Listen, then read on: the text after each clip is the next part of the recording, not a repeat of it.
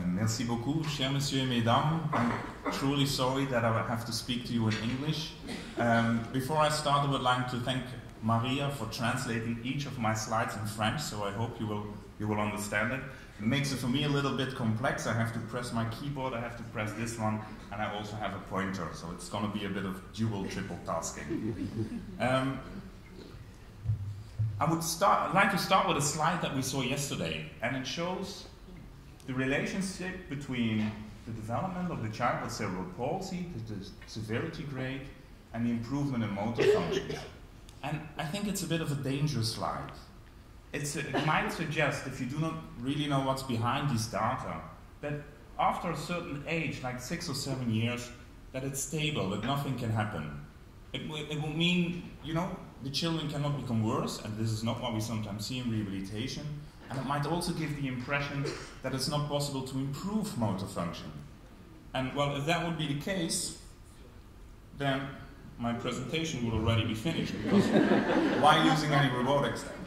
So first I need to convince you that it is indeed possible to improve motor function, and I'm starting to learn also by doing this here now with bimanual, and I will start to show it to you with some chickens.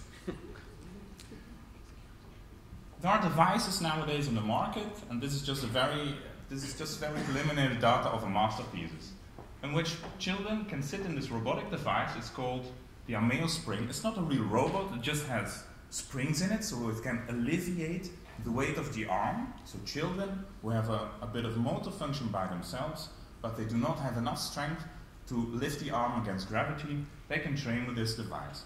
And we just had them play this game, so you have to shoot at chickens. It's a bit of a chicken killer game. And what is interesting is actually, if they do that for 3 days, you see actually that they improve in the game scores.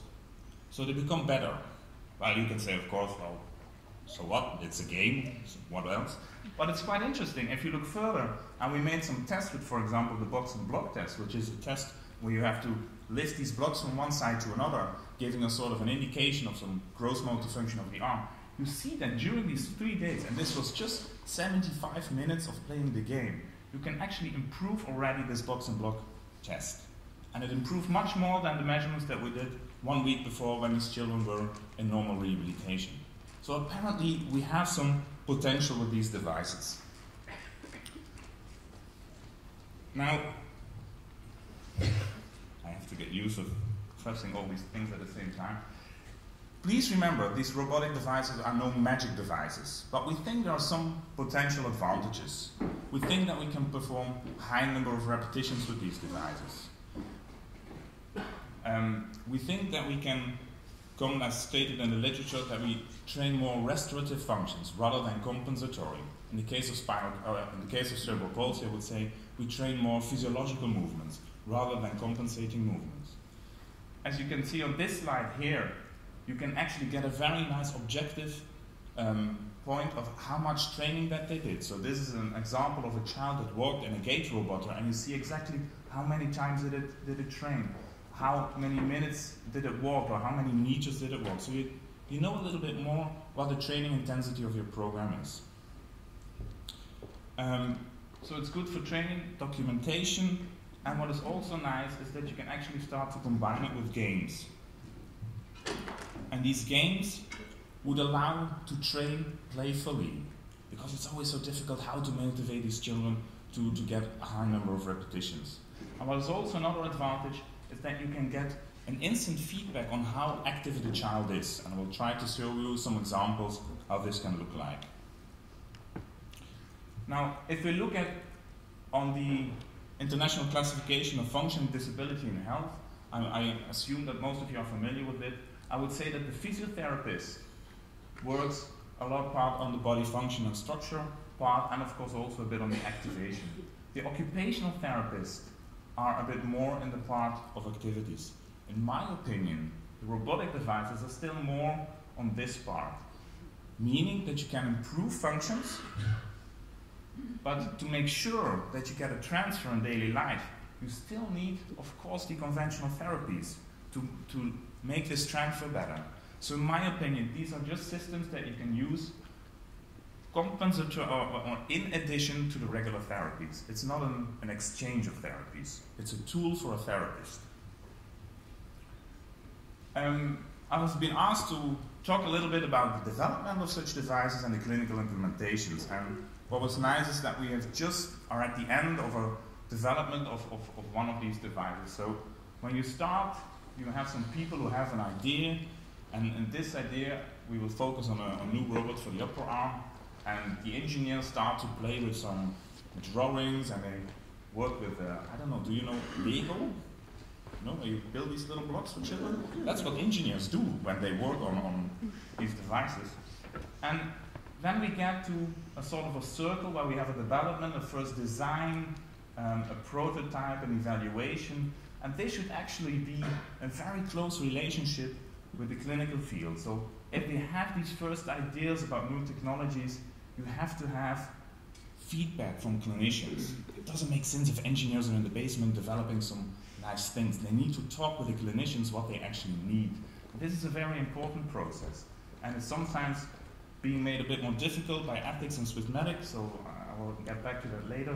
But this is a very interesting process that you can do. So you have the engineers with the ideas, but they always need to exchange with the people who later apply it in the clinical environment. I will show you an example of this development then with a new robot for the upper device, and I will show you some things that we did for evaluating a gait robot with respect to the clinical implementation. In our center, we work, or the therapists, the occupational therapists work since several years with various devices. And what you see here is that based on the potential activities of the child, we have different devices. So patients who have a lot of activities already, they do not need a device that supports them strongly. On the other hand, patients with little capacities, they might need more support from a device. And we have 3 of these systems. The first one is a U-grabber device. It just consists of gloves, and with these gloves you can play some games. And you can actually make quite a number of repetitions during a single session. And one of the advantages is also that you can do bimanual tasks, because a lot of the robots nowadays are just single-sided. We have this Ameo Spring. It's the device that I showed you in the beginning. The children still need their own activation for this, because there are no drives in it, there are no motors in it. So they need to be able to perform some movements, and then the device alleviates these movements because it compensates for the gravity. We also have one device which is already, which has some drives in it. It's called the Amadeo. It's a device for training hand and finger function. There are drives in it, so you can actually have a patient with a paralyzed hand having his fingers move. But the therapist said, well, you know what is still failing is a robot that can actually provide more support for the more severely affected patients. And this led to the idea that we tried to convince the engineers, and we were in the very lucky environment that we have at the ETH Zurich a group of engineers who have started to develop upper extremity robots already since 2005. So you see here a progression of the robots, but they were all for adults, most of the time for patients with stroke or spinal cord injury. And we said, well, you know, we need some modifications if we also want to apply that for children. There was a whole line of developments that these engineers did, and we had an engineer coming to our center every week, talking with the occupational therapist to get feedback on what happened. So at the end, we actually had there a new device here. So you need 2 important requirements are therapists who can give you very good feedback, and engineers who know what they're doing. And actually there's a 3rd prerequisite, which I did not put on the slide. I think the French word is beaucoup d'argent. So what we needed to change on these robots was that first it should be safe for the children. As you've seen, perhaps perhaps I can go one back, the adult version here, you see that you have these big drives just located next to the head. And if you have a child with a bit of dystonia, I would be careful. And of course, it's also children can get anxious of these devices. They're a bit scary. So we wanted to have all the large drive and all the large components that would induce fear, we want them placed behind the child.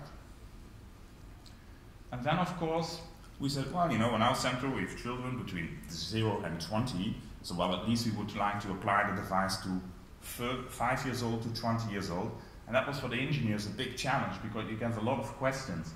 So what are the anthropometric sizes of these children? And engineers do not know that children with a cerebral palsy, for example, have adapted growth curves. There are questions about how many forces can the children generate.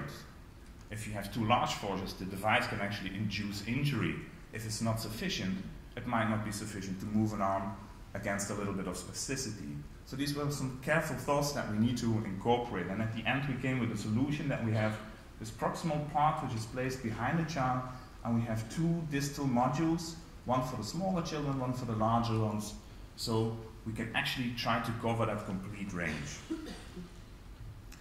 And then, of course, if the therapists are being asked, what would you like? They say, well, of course, then it should be possible to have all kinds of axes where it can move. I want shoulder movements, I want elbow movements, I want prosupination, wrist movements. So they wanted, of course, the whole thing. And therefore, it took about 3 years to get finally to the construction what I have. But that was not enough. The therapist said, well, it's really difficult making good assessments on hand function, on arm function. So please, if possible, try to include several assessments that you can use to look at what is the active range of movement of our arm. What is the workspace, meaning so how far can patients reach and how much support do they actually need from the device? Can you say something about quality of movement? Can we get an assessment for spasticity? So these were a lot of things that were finally incorporated into the device. And if you want to see the results, I have to disappoint you because we just got it, so I cannot show you any results. But of course also is important is that we can try to motivate these children. I always forget what these points are, sorry. We needed games. We needed games that on one side were being thought of as playful, motivating, but also that the therapist could know, well, if I want to induce this change in this child, then I need a game that also, asks for this movement for the child to perform. It doesn't make sense that you have games, but the movements that you try to make in the game have no therapeutical sense. And we have quite some games now available because, let's be honest, the children and the adolescents nowadays, they have all their own computer, they need cool graphics, and they need to be entertained the whole day. The games that we had 5 years ago, children look at it and say, oh, boring, boring. So this is now the device, and I think what is really interesting about it that we have different possibilities to support the child. So this is the first thing, the therapist can induce a movement and the robot can repeat this movement. So for example, initially for some mobilization, that is possible. So you see it here for the proximal, for the distal part. Then we have position control. So for patients who have no ability to move, the robot will guide them through the game. And for those who have already a little bit more ability, it's for example that the robot waits at a certain time point and the patient has to grasp. This is a completely new control mode. It's going really fast now. I thought it would be a bit slower. It actually allows you to assist the child only when needed. So if the child is able to perform part of the movement itself, the robot does not do anything, but as soon as the child needs support, it can do that. And at the end, what you saw with this little pump chip is actually a movie showing that the device can even be controlled as such that it will just follow your own movements. So at least you can do some cool assessments with it in addition. Now, why can I not show you some first nice clinical results? Because now we have such a heap of paperwork to do for the ethics and the Swissmedics, which is the National Foundation on Medication on Medical Devices, and this takes a lot of time. So for the clinical implementation, I needed to switch to a device which we have more experience with. And this is the Locomart. It's a driven gait orthosis. So So it actually consists of three important parts. First is a part where you have the child in a harness, secured, so it cannot fall, it cannot stumble. You have a treadmill that walking, and then you have this device which have engines at the hip and knee joint, and it induces a very nice physiological movement. So you can make a lot of steps during the day. There are no drives at the ankle joint, there are some springs there to prevent stumbling, and this allows children with various severity grades to being trained in this device. The interesting thing is that when you're a therapist and your medical chief says, well, today we're going to have a new robot, have fun with it, that it's really difficult for the therapist to start to learn how to apply this device. Because there are complex devices, and in the beginning you have no idea which children can profit from it. What would be the main goals that I could achieve with this child? And how should we really implement it in the clinic? So it took us several years of trying to get experience, and we made contact with some people from other centers, and we actually made a paper now that shows you a bit of the indications and goals that might be achievable with this device. Because in literature, we found nothing about it. Another thing that we can do is when you have a couple of years of experience, you can look back and see which children actually improved from such an intervention. And I show you here, we could analyze some data of 67 children with cerebral palsy that we have. We focused on the gross motor function classification system levels 2, 3, and 4. We rarely train children with a 5, because in children with a level 5, the goal is not to achieve independent walking. And we rarely train children with a level 1 because they're often running too good for the device. And what was quite interesting in the data of these children is that first we found a relationship between the severity grade and how much that they actually trained. Because in a single session, the more severely affected children trained actually less than the less severe ones. Now this figure looks a bit chaotic, but what it shows you is actually the relationship between the number of training sessions, the total training time, and the distance that they walked, versus the change in walking function that we observed between onset and end of rehabilitation. And what was actually quite nice is that we did not find a strong relationship between intensity of training with this device and change in walking outcome for the children with a GMFCS level 2, but we found quite some moderate to strong relationships for those with a level 3 and 4. And when we look back into our data, it was actually the opposite when we looked at the correlation between the improvement in walking function and the number of physiotherapy sessions. That was actually a better relationship for the level 2 and much poorer relationship for the level 3 and 4. So this is not a randomized trial, we have no control groups, but it gives you a bit the impression that this device mainly focuses on those who are already somewhat more severely affected. Now, what we do not know is how these devices really work. We make a lot of assumptions. And one of the assumptions is, for example, that you can increase the intensity of the training by just reducing the supportive force of the robot.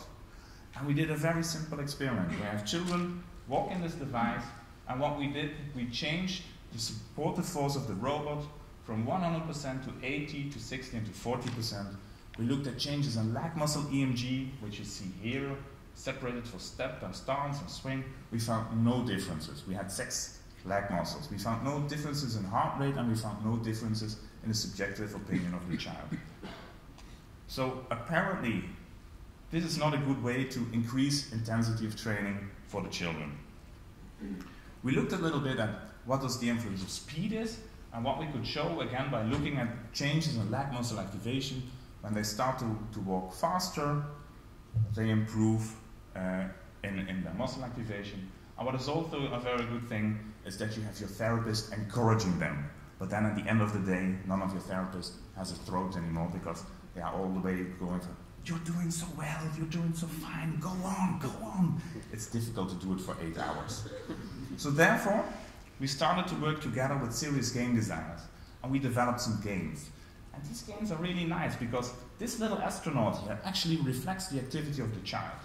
So when the child becomes more active in the this little avatar becomes taller, he gets this drive on his back, and he can collect more points. So it shows both the child and the therapist that he is more active training. We investigated what kind of requirements children actually need to train well with this game, in this robot. Because, you know, we wanted to know, okay, might it be too difficult? Might it be too easy? What children could actually profit from such a training? And to make a long story short, you find that, for example, the cognitive ability plays a role. So when you look at how well these children can train in a device, there are some relationship with some skills indicating cognitive function. What was also nice was actually that with some other statistics we could show that if a therapist would say this child trains physiological or compensatory in the device, that you can actually distinguish that quite nicely by just looking at the scores of the game. We also use some clinical tools for that, again cognitive or leg muscle strength and things like this, but the game score actually was a nice indicator whether children trained physiologically or not. This is quite interesting. Now it becomes a bit spooky, scientifically crazy engineers and things like this. We want to try now to make this stuff even work a bit better for those children who get bored here a little bit, who, you know, one game is not enough. And in addition, we also try to induce what I have learned today here, to do some two tasks at the same time. Because when you and I are walking outside, we have to do more things together. You talk on your phone, you walk uphill, things like this. So what we actually did was we asked some smart people to make a new software, and with this software it is possible to not just have the Locomat be connected to this game, but we can also add a different device. So for example, a glass. And then we had some serious game designers making 2 new games.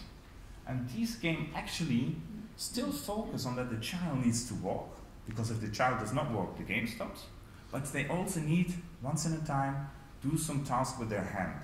So in a very early phase of rehabilitation, we start now with performing some dual task training. And this is probably one of my last slides. This is just to show you, there was a recording that we made last week. It was a child with a cerebral palsy. And what you see here is actually leg muscle activity when he's performing this game, where he just needs to focus on walking. And this is an EMG recording of his arm muscle. And you see he just keeps his arms relaxed. And here he walks during this game. And indeed, he's still able to keep up with his leg muscle activity. It's not that he's suddenly going to stop or that he's not able to do it, but in addition, you see also some activations in his arm when he needed actually to shoot at this cloud, and then it starts to rain and some new flowers come, so you can continue the game and you can keep more and more points. And with this little outlook on the technology, I would like to stop. I would thank you sincerely for your attention and hopefully be able to answer some of your questions.